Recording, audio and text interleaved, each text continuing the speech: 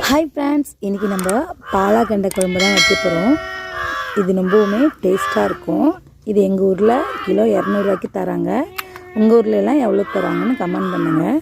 அதுக்கு முன்னாடி இவ்வளோ பாருங்கள், மீன் எடுத்துகிட்டு வந்துட்டாலே போதும், மீனுக்காக கத்த ஆரம்பிச்சிடுவா. வாங்க அதுக்குள்ளே நம்ம க்ளீன் பண்ணி எடுத்துக்கலாம். எல்லா மீனையும் நல்லா சுத்தமாக க்ளீன் பண்ணி எடுத்துகிட்டு வந்துட்டோம். இப்போ நம்ம குழம்பு வைக்க ஆரம்பிச்சிடலாம்.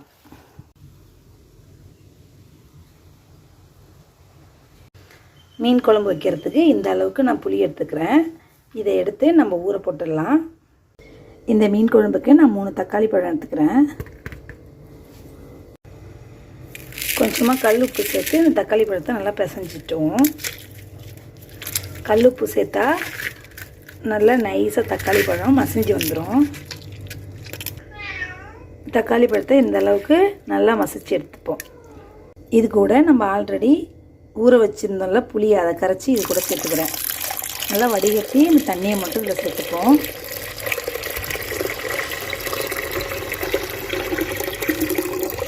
உங்களுக்கு எந்த அளவுக்கு குழம்பு தேவையோ அந்த அளவுக்கு புளியை கரைச்சி எடுத்துக்கோங்க.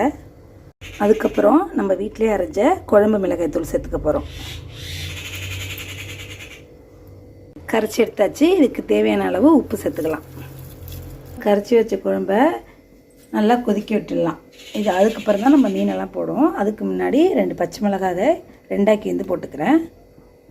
இது நல்லா கொதிக்கட்டும். அதுக்கப்புறம் தான் நம்ம மீன் சேர்க்க போகிறோம். அதுக்கு முன்னாடி இதுக்கான தாளிப்பு போட்டுக்கலாம். இந்த குழம்புக்கு தேவையான எண்ணெய் சேர்த்துப்போம்.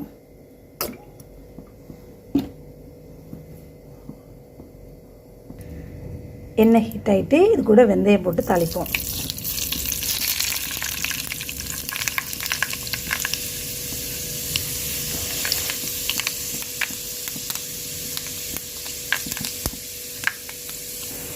அதுக்கப்புறம் சின்னதாக நறுக்கி வச்சுருந்த சின்ன வெங்காயம்,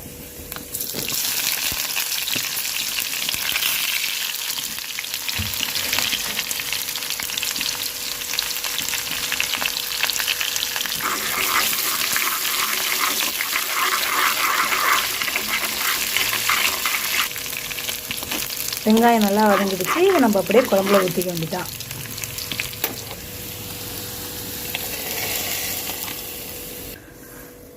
இந்த குழம்பு ஒரு மூடி போட்டு நல்லா மூடி வச்சுருவோம். இதை நல்லா கொதிக்கட்டும்.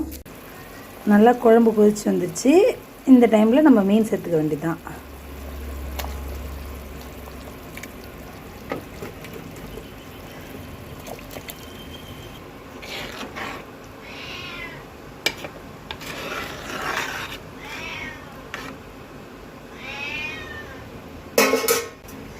மீனெல்லாம் போட்டாச்சு. இதை மூடி ஒரு 2 நிமிஷம் மட்டும் வேக விட்டு எடுத்துக்க வேண்டியதுதான். அவ்வளோதான் ஃப்ரெண்ட்ஸ், நம்மளோட மீன் குழம்பு சூப்பராகவே ரெடி ஆகிடுச்சு. பார்க்கவே எவ்வளோ சூப்பராக இருக்குன்னு பாருங்கள். நீங்களும் இதே மாதிரி வீட்டில் ட்ரை பண்ணி பாருங்கள். ட்ரை பண்ணி பார்த்துட்டு நம்ம சேனலில் கமெண்ட் பண்ணுங்கள். இந்த வீடியோ பிடிச்சிருந்தா லைக் அண்ட் ஷேர் பண்ணிவிட்டு நம்ம சேனலை சப்ஸ்கிரைப் பண்ணுங்கள். தேங்க்ஸ் ஃபார் வாட்சிங்.